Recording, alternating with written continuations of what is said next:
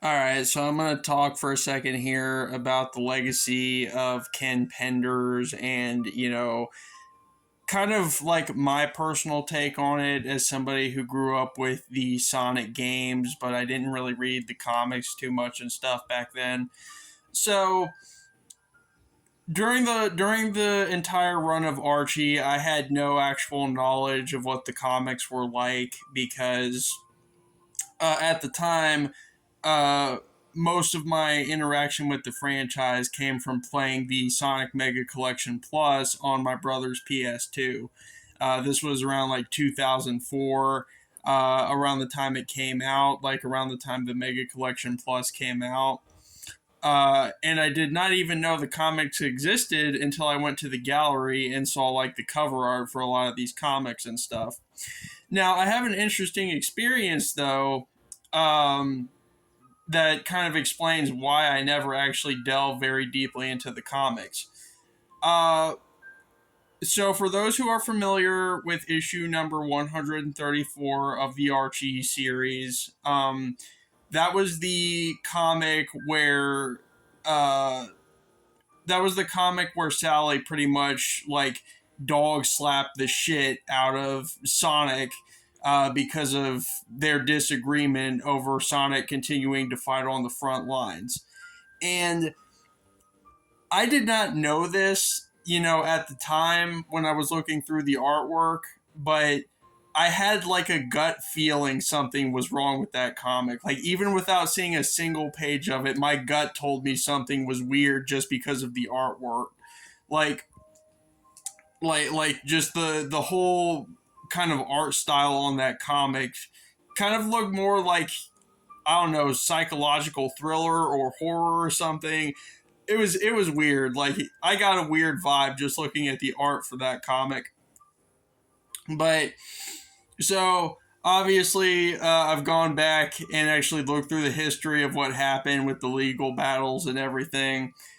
But when it came to the more mature themes that he was trying to add to the comics, he was basically trying to sneak them in because the rating system and everything at the time just would not allow him to be upfront about these concepts because obviously the target demographic was children. So he could not actually sit down and write a mature story about these complex relationship dynamics and be up for like he was the industry basically like forced him to try to sneak those things in rather than just being upfront about how weird a lot of it was. So some of that wasn't actually on him. It was more so the industry kind of forcing his hand to try to work around it.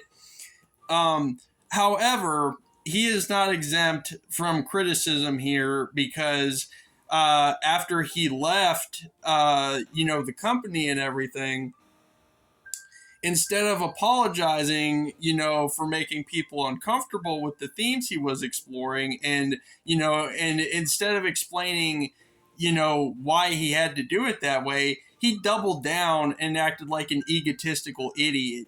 Like he all he could, like, disregarding the legal battles and everything, because I know that's why a lot of fans actually hate him. But when it comes to the actual content itself, all he had to say was, "Look, I was exploring some more mature themes at the time. Uh, I thought it was edgy and cool to try to, stir up drama with the characters and everything. But I understand now. The way I went about it was kind of stripping the soul out of these characters. I was making them act in ways that heroes are not supposed to act." Like if he had said that and apologized for the way he'd written these characters back then, I feel like people would have given him a lot more clemency. It's his ego that got in the way. Like he had to be right about everything, and it was just a mess. All he had to do was just explain, yeah, I wanted to do this, this stuff and introduce these concepts, but the editors and stuff wouldn't let me, so I had to try to sneak these things in. If he had just said that, and been upfront about the fact that it made people uncomfortable, and said he was sorry for that and everything, I feel like people would not hate him quite as much today. It's just the fact that he kind of acted like an asshole that I think puts everybody off. Like, he was 35 when he started at Archie. Now he's 67 years old and he's still doubling down. It's like, dude, you're almost 70 years old. Get a fucking grip on yourself already. But yeah, so I just thought it was like weird and bizarre how he behaved after the fact more than anything. It's like he's still trying to be like this angsty teenager who knows better than everybody else. It's like I said, it's just his ego. If it wasn't for his ego, I feel like people might have been a bit more understanding. But yeah, he basically just tried to act like an edgelord teenager, and everyone was calling him out for it.